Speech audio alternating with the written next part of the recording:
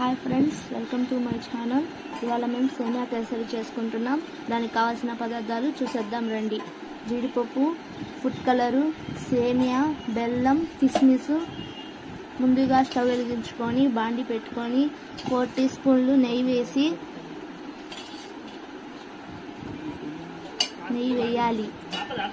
వేసిన తర్వాత నెయ్యి కాగిన తర్వాత జీడిపప్పు, కిస్మిస్ వేసుకొని బాగా కలుపుకోవాలి. ఎర్రగా వచ్చేటట్లు కలుపుకొని బాగా కలుపుకుంటూ ఉండాలి.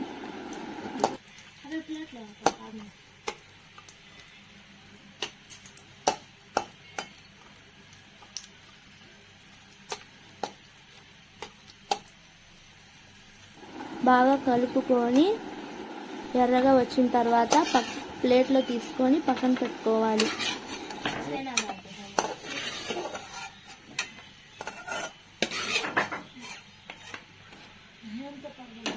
పక్కన పెట్టుకున్న తర్వాత అదే బాండీలో సేమియాలు వేసుకొని బాగా కలుపుకోవాలి.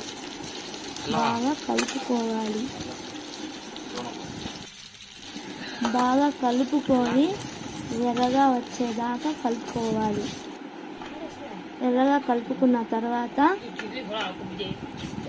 ప్లేట్లో తీసుకొని పక్కన పెట్టుకోవాలి.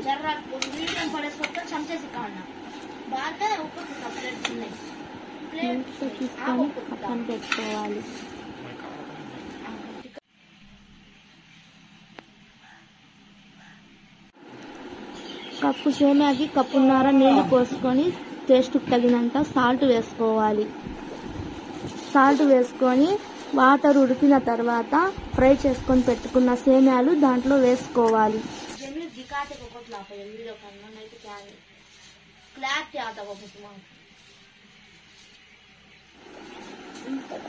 వేసుకున్న తర్వాత కలుపుకోవాలి.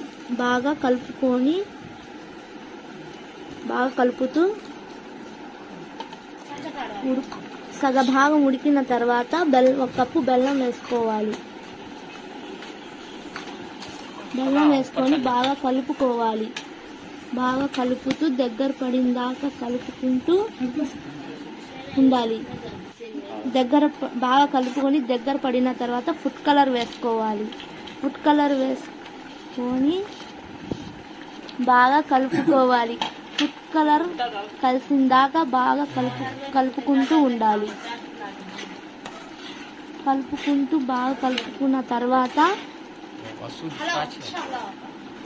బాగా కలుపుకున్న తర్వాత యాలక్కాయల పొడి వేసుకోవాలి. బాగా కలుపుకున్న తర్వాత దగ్గర పడిన తర్వాత యాలక్కాయల పొడి వేసుకొని బాగా కలుపుకోవాలి.